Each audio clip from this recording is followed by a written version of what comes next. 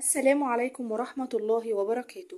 ازيكم عاملين ايه؟ يا رب تكونوا بخير. فيديو النهاردة جايبالك وصفة مكونة من كذا نوع، سهلة وبسيطة. لو في يوم حابة تعملي اكل ومحتارة تعملي ايه، مش عارفة تعملي ايه، عايز تعملي حاجة موفرة وسهلة وما تاخدش وقت، وفي نفس الوقت طعمها هيعجبك جدا ومش هتبطلي تعمليها، وكمان فيها بروتين ومغذية. تابعي معايا الفيديو للاخر. طب الوصفة مكونة من ايه؟ مكونة من اول حاجة هنعمل رز النهاردة بعدس اصفر. تمام، طبعا الرز عندنا في البيت وما بيخلاش منه البيت، هتبقى حاجة سهلة علينا ان شاء الله هنعملها. اول حاجة هنعمل الرز بالعدس بالطريقة العادية المعتادة بتاعة الرز، وبعد كده هنحمر جنبيه بطاطس، طبعا الكمية المتاحة اللي انت عايزاها على حسب عدد افراد الاسرة. وهنعمل صلصة، لان الرز بعدس ده بيتقال عليه كشري اسكندراني. تمام، وكمان هنعمل الطماطم دي هنخللها، تبقى طماطم مخلله بشكل حلو قوي هيعجبكم. والبروتين بتاع النهارده المغذي ومفيد وفي نفس الوقت موفر هو البيض. هنعمل البيض ده برضو هنسلقه وهنشوف هنعمل فيه ايه تاني. كملوا معايا الفيديو عشان نشوف بقيه الوصفه. طبعا الكميات على حسب عدد افراد الاسره وعلى حسب المتاح ليكي. ورجعنا لكم تاني. هنبتدي دلوقتي نعمل الرز. طبعا ده الكميه الرز، انا دلوقتي ده رز مصري عادي خالص غسلته، وبعد كده العدس برضو غسلته وحطيتهم على بعض. تمام، هنعمل ايه دلوقتي؟ هنعمل الرز بطريقه عاديه خالص. تمام، تابعوا معايا الفيديو. نسمي اللون، نبتدي مع بعض. جبت حله على النار، حطيت فيها ماده دهنيه زيت على سمنه، تمام، اي نوع طبعا انت عايزاه. ولما سخن كده شويه رحت حطيت عليه الرز والعدس مع بعض. تمام، بسم الله. هنحط الكميه، طبعا الكميه على حسب اللي انت عايزه تعمليه، مش ثابته يعني. وده رز مصري. تمام، خدنا كميه الرز كلها والعدس، هنبتدي ان احنا ندمجهم مع بعض. والحله طبعا على النار. تمام، هنقلب فيهم كويس كده بحيث الرز والعدس يبقوا ممتزجين مع بعض. ونبتدي ان احنا نقلب الرز شويه لحد ما الميه اللي فيه تنشف. دي تركايه برده وناس كتير ممكن تكون ما بتعملهاش، دي هتفرق جدا. نقلب الرز شويه كده لحد ما الميه تنشف منه. تمام، وبعد كده هنبتدي نحط له الميه.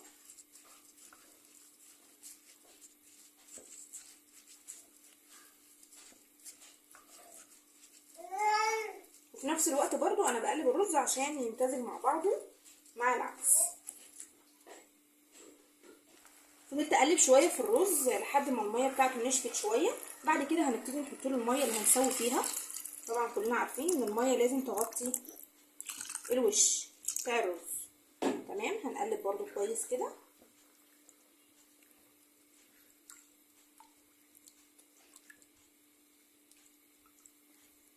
تمام، هحط له الملح دلوقتي، طبعا ملح ابيض. ماشي،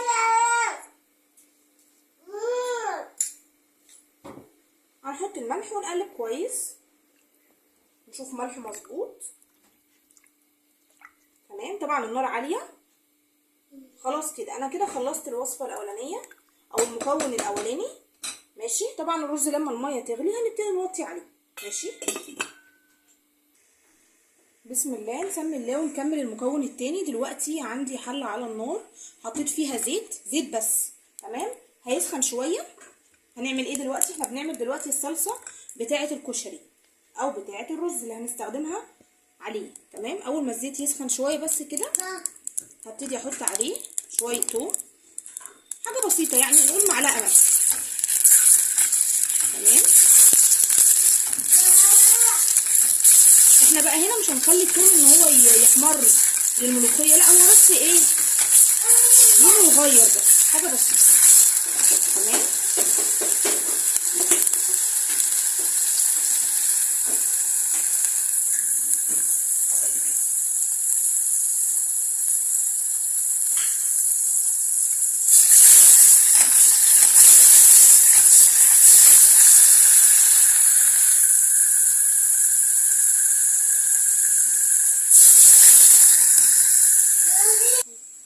بصي يا حبايبي دلوقتي ادي الرز اهو.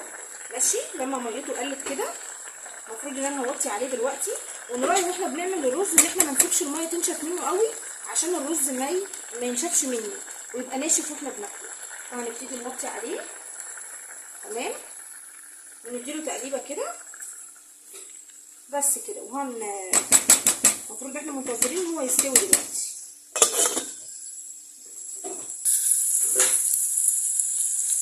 دلوقتي خلاص الرز اصفر معايا زي ما انا قلت لكم. تمام، هنبتدي نحط له خل.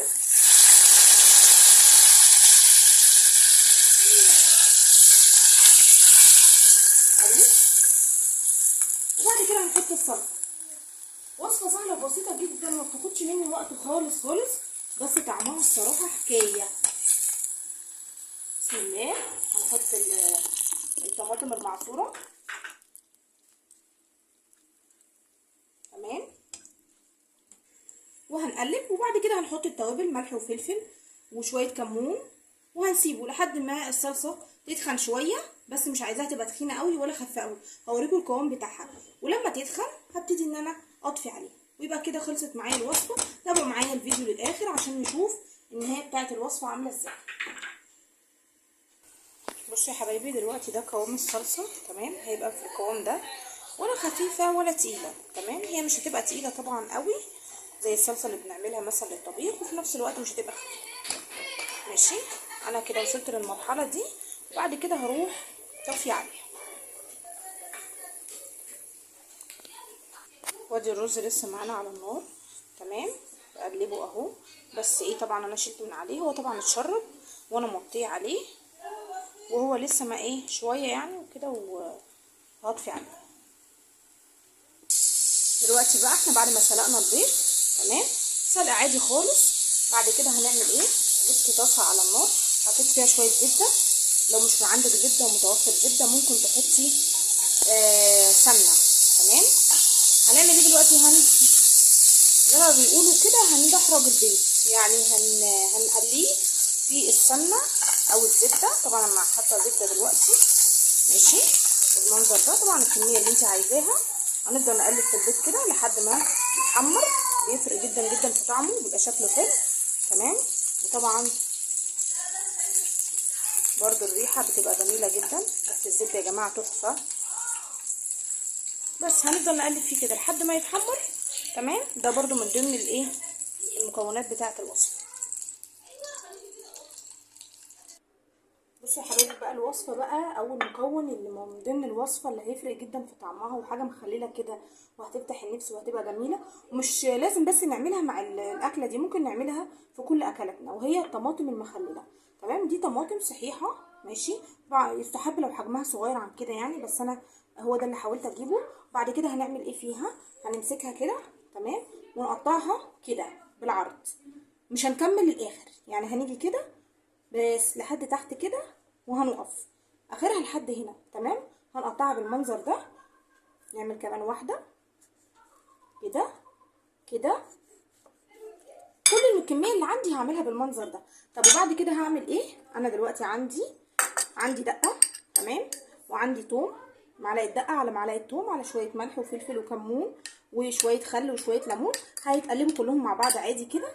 وبعد كده هروح فاتحه الطماطميه كده بالمنظر ده، واروح حاطه فيها كميه مناسبه، مش كتير ومش قليل، من الخليط اللي انا لسه عاملاه ده. تمام، هتبقى بالمنظر ده. ماشي، هعمل الكميه كلها بالمنظر ده. اعمل معاكم واحده تاني، بتبقى طعمها رائعه رائعه يا جماعه، بجد بتبقى طعمها تحفه جدا، بتفتح النفس، بتفرق قوي. وكمان الطماطم يعني خضار مفيد، وفي نفس الوقت مش مخلل ومش مش هيضر بالصحه. بعد كده بقى تعالوا معايا اوريكم نهايه المكونات، واوريكم الوصفه في النهايه بتبقى عامله ازاي. ورجعت لكم يا حبايبي في نهايه الفيديو. تمام، بعد ما الرز استوى بقى جميل جدا جدا وفاشل وحلو. الرز ده على فكره ممكن يتاكل لوحده من غير صلصه، بس عملت معاه صلصه الصلصه الخفيفه اللي هي المتوسطه في القوام، اللي طعمها حلو جدا بالخل والثوم. طبعا الطريقه في الفيديو. بطاطس محمره، دي حاجات بقى بتزود الطعم وبتفرق كلها مع بعضها. تمام، الطماطم المخلله اللي يعني ملهاش حل وبتفتح النفس وجميله جدا، وشكلها اصلا روعه لوحده. ينفع تتعمل فطار، ينفع تتعمل غدا، ينفع تتعمل عشاء، حلوه جدا جدا. والبيض، طبعا البيض سلقناه عادي وحمرناه في سمنه او زيت. الوصفه دي او المكون ده مع بعضه كده لما بيتاكل بيبقى طعمه حلو جدا. مغذي لانه فيه بيض، والبيض بروتين موفر سهل جدا، ما خدش وقت مني، طعمه حلو جدا جدا جدا. وهو فكره جديده لو انتي محتاره تعملي اكل ايه، ساعات بيجي علينا وقت بنبقى زهقانين مش عارفين نعمل اكل ايه، ودي حاجه سهله وبسيطه جدا وفكره جديده ممكن تضيفها او تضيفوها في المكونات بتاعتكم والوصفات بتاعتكم. لو عجبكم الفيديو بتاعي ما تنسيش تحطوا لايك وشير وسبسكرايب، وتكتبوا لي في الكومنتات اي ملحوظه اي حاجه عايزين تضيفوها ليا.